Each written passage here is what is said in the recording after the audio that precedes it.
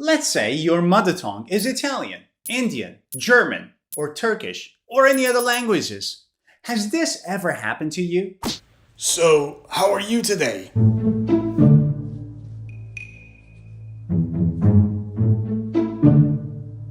I'm fine, thank you. And you? Hey, where are you going? Nani? What happened here? I wasn't fluent, right? I had a big pause between thinking and saying. But why? Because I was thinking in my mother tongue, not in English. But what happens when you think in your mother tongue first?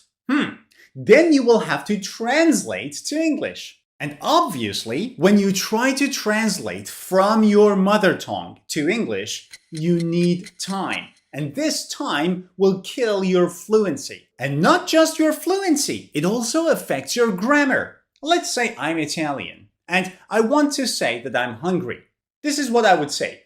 Ho fame. This is how you would say it in Italian. Now, ho means I have, and fame means hunger. So if I want to translate it from Italian to English, I would have to say, I have hunger. But that doesn't make sense because I should say, I am hungry. So this translation will kill my fluency and ruin my grammar. And all of this happened because I thought in my mother tongue first. But here's an idea.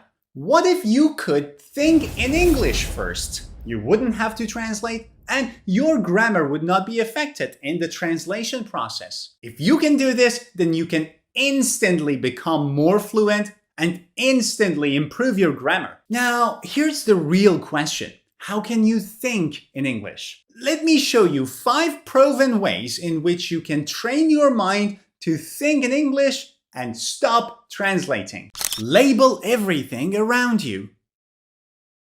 In order for your mind to start thinking in English, it must be surrounded by English and be constantly reminded of it. An easy but a very effective way you can do this is by putting a label on everything around you. How does this help? When you label things around you, English becomes part of your daily life. You don't just study English, you live with it. Every time you see the word lamp, your brain will make the connection between the word and the object. Over time, this helps you remember vocabulary faster and more naturally. It also helps you stop thinking in your first language. Let's say I see this object, the first word that comes to mind is lamp, not luce. Now, luce is the Italian word for it. Or lampada. Anyways, that's a lamp. I have to think in English. Lamp, lamp, lamp. It's like making your room your classroom, a fun and a real classroom. And the best part is you will learn without trying too hard, because everything is labeled in English. Narrate your daily life. This one's very fun and it works wonders. As you are doing your daily tasks, describe what you're doing as if it was a story and you're the main character. It's something like this. All right, I'm doing the dishes. Here's a plate, and that's a dirty spoon. I hate doing the dishes. I'm watching TV now. That is a good TV show. Look at the remote control. Ah, let me change the channel. Let's drink coffee. Oh, I love the smell of coffee. I don't like milk in my coffee. I like my coffee without sugar. Sugar is bad for you. But why does this help? As you narrate your daily tasks, your brain starts connecting English to your daily actions. You stop translating from your native language and start thinking in English. Over time, this becomes automatic. You see a spoon and you immediately think of spoon, not any other words in your own language. Or you pick up a spoon and you suddenly think about, hey, I picked up a spoon. You don't think in your first language. You start thinking in English. And over time, as I said, it becomes automatic. So you don't even have to try so hard. It's something like talking to yourself in English all day. And guess what? That is how fluency begins. The more you do it, the more fluent you'll become. Talk to yourself. When I was learning English, I remember I had a teacher who used to say, if you want to speak English fluently, you have to be a little crazy. He meant that you must talk to yourself a lot, wherever you are, whenever you can. It doesn't matter if other people can see you and think, hey, this guy's talking to himself or herself. He or she must be crazy. Well, you need to be a little crazy if you want to be fluent. So a very good practice is to talk to yourself in English. But how? Use your imagination. You can imagine situations, people, or even conversations. Beep.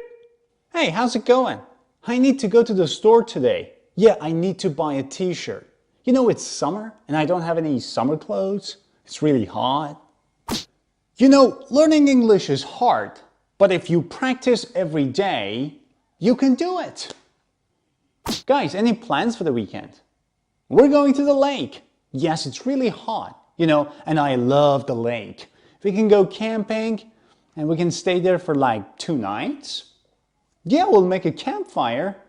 But why does this help? Because you're basically trying to train your brain into thinking in English, into preparing for different conditions and scenarios. And when those conditions and those scenarios come in real life, you are actually prepared for it because you have practiced it before. So you're not just practicing in classroom or doing your homework or reading a book.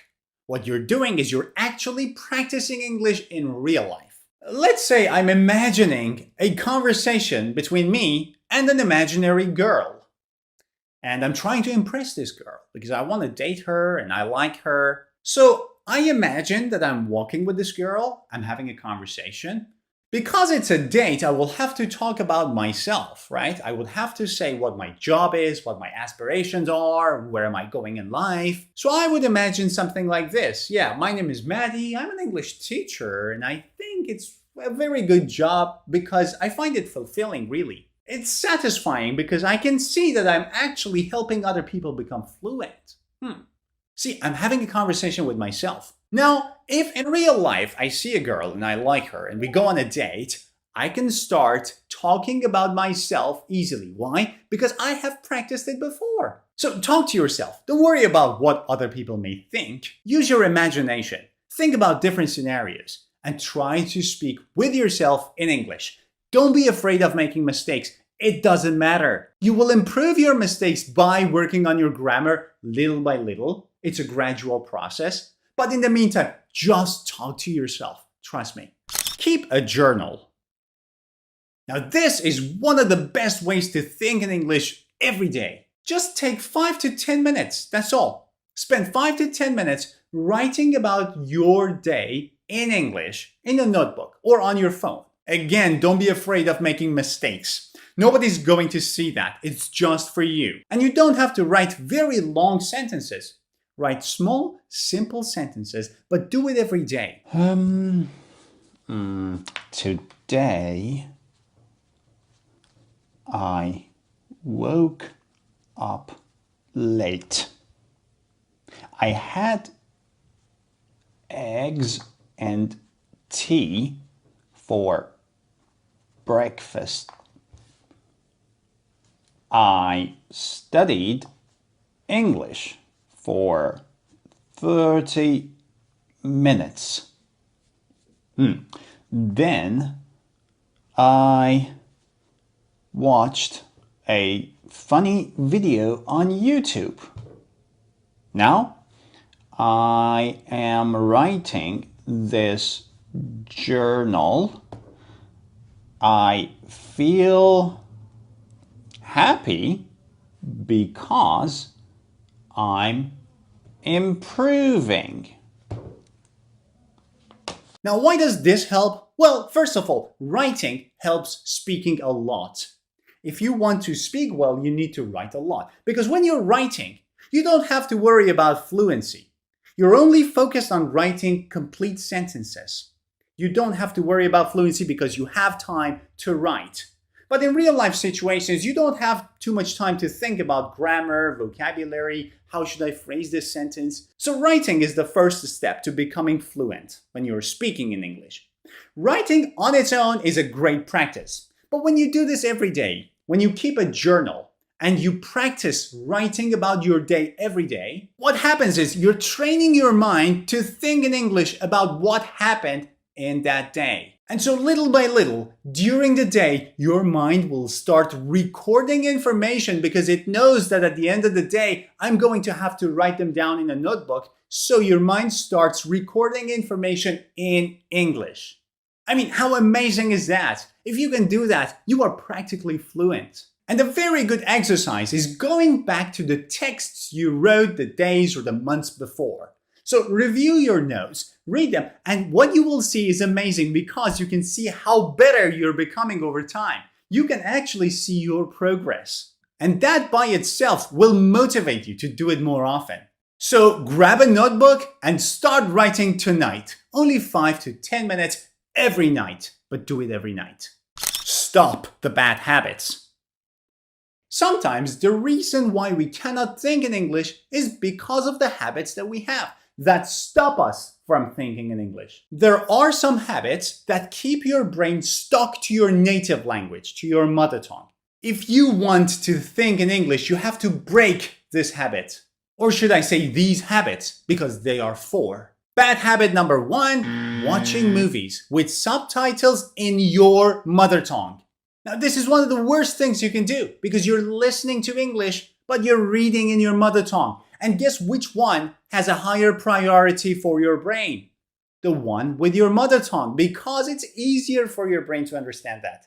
So over time, as you're watching that movie, your mind will stop listening to your ears and only focus on what you see, which is the subtitle in your mother tongue. Don't do this ever. Instead, watch the movie with the subtitles in English. So you hear in English and you see English, and your brain will connect the text to the audio. Now, it is true that at first you might not understand the movie, and so it may take away the pleasure of watching movies, really. But think of it like this. You're not doing it as a hobby. If you want to do it as a hobby, fine, but you're not doing this as a hobby. You're doing this to improve your English. So do not watch movies with subtitles in your mother tongue.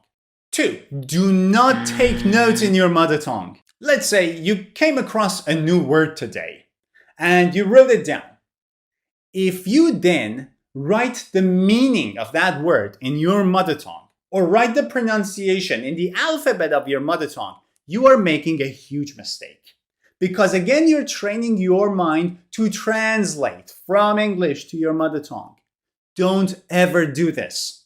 So if I've learned a new word and I write it down, then how would I remember the meaning if I don't write it down in my mother tongue? Well, that's why we have English to English dictionaries. You can use Cambridge Online Dictionary, search a word, and then write down the definition in English. So you have the word in English and you have the definition and meaning in English too. In addition, using the same dictionary, you can write down a beautiful example sentence. So you have the word, you have the meaning, and you have an example sentence. Or if you find it too difficult, draw a picture.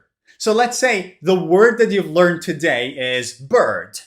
And you want to write down bird, but do not write the meaning in your language. Instead, draw a little picture of a bird.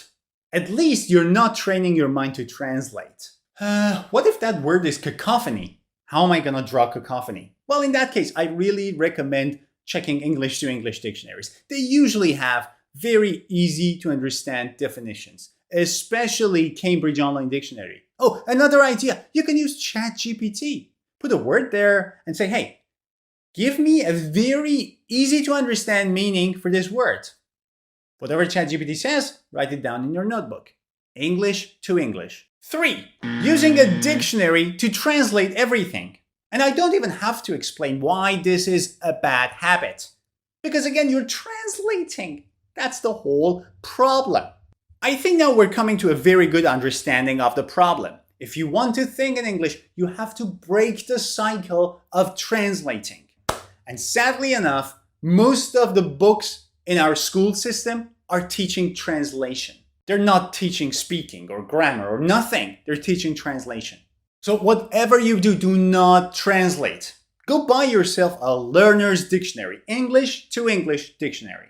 Or use an online dictionary, but do not translate to your mother tongue. And 4, translating everything in your head. Again, you see, this is another problem. Translating in your head. You see a sentence, and the first thing you do is, wait a second, and you start translating. Do not do this. Try hard to understand that sentence as it is. Don't try to change the sentence so you can understand it. Your brain is capable of directly understanding that sentence, directly extracting the meaning from the sentence in English. Do not train your mind to first translate and then get the meaning. Because, well, when you translate, you need time that kills your fluency, and you're using a different structure that kills your grammar. And that's it, guys. I hope you've enjoyed this lesson. Don't forget to try all the 5 methods that I told you about. And if you've tried any of these methods before, please share your experience in the comment section.